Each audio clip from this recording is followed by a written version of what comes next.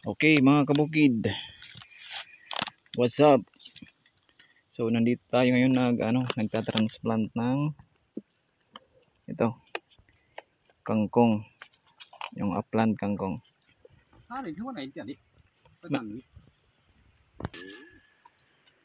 Ayan, umuulan na. Bali ito yung kabuuhan ng natin, upland kangkong area. Doon.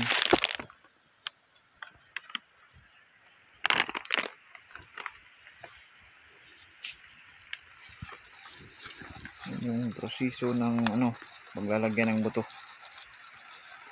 Bali tinitusik-tusik muna. Ito naman yung proseso ng paglalagay ng abono. Okay, umuulan na. Pasensya na guys, napuputol muna ang ating